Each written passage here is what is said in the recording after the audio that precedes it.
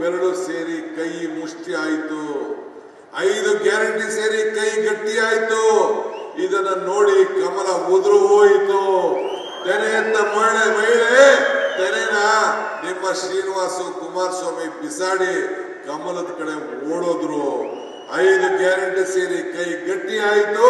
ಕರ್ನಾಟಕ ಸಮೃದ್ಧಿ ಆಯಿತು, ಕರ್ನಾಟಕ ಪ್ರಭುತ್ವ ಆಯಿತು, ನೆಲಮಗಲಕ್ಕೆ ಶಕ್ತಿ ಬಂತು.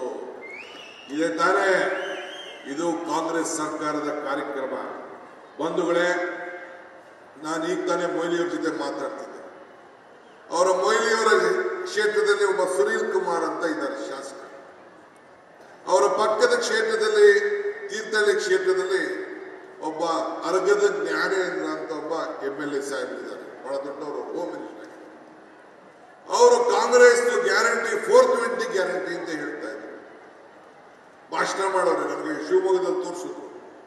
ನಾನು ಹೇಳ್ತಾ ಇದ್ದೀನಿ, ಬಿಜೆಪಿ ಅಶೋಕಣ್ಣ ಜನತಾದಳದವ್ರಿಗೆ, ನಮ್ದು 420 ಡೂಪ್ಲಿಕೇಟ್ ಗ್ಯಾರಂಟಿ ಆದ್ರೆ ನಿಮ್ ಜನ ಕೇಳಕ್ ಹೋಗ್ಬೇಡಿ, ನಿಮ್ ಕಾರ್ಯಕರ್ತರಿಗೆ ಹೇಳಿ, ಈ ಗ್ಯಾರಂಟಿ ನನಗೆ ಬೇಡ, 2000 ನಾನು ಉಚಿತವಾಗಿ ಓಡಾಡೋದಿಲ್ಲ, ನಾ ಕರೆಂಟ್ ಬಿಲ್ ಕಟ್ತೀನಿ ಅಂತ ಹೇಳಿ ಎಲ್ಲ ಬರ್ಕೊಟ್ಬಿಡ್ಲಿ. ನೋಡೋಣ ಯಾರು ಒಬ್ರು ಬರ್ಕೊಡ್ತಾರೇನ್ರಿ?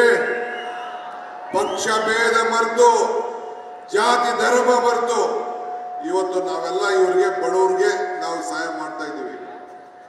ಈಗ ಸುನೀಲ್ ಕುಮಾರ್ ಅಂತ ಶಾಸಕ, ನಾನು ಈಗ ತಾನೇ ನಮ್ಮ ವೀರಪ್ಪ ಮೊಯ್ಲಿಯವರು ತೋರಿಸ್ತಾ ಇದ್ದೆ. ಮೊನ್ನೆ ಹಿಂಗೆ ಗ್ಯಾರಂಟಿ ಸಮಾವೇಶ ಅವ್ರ ಕ್ಷೇತ್ರದಲ್ಲೂ ಮಾಡಿದ್ದಾರೆ. ಅವ್ರು ಹೇಳಿದ್ದಾರೆ, ಗ್ಯಾರಂಟಿಗಳಿಂದ ಜನರ ಬದುಕು ಸದೃಢ ಆಗ್ತದೆ. ಶಾಸಕ ಸುನೀಲ್ ಅಂತ ಮಾಜಿ ಮಂತ್ರಿ ಇದ್ರು, ಪವರ್ ಮಿನಿಸ್ಟರ್ ಇದ್ರು.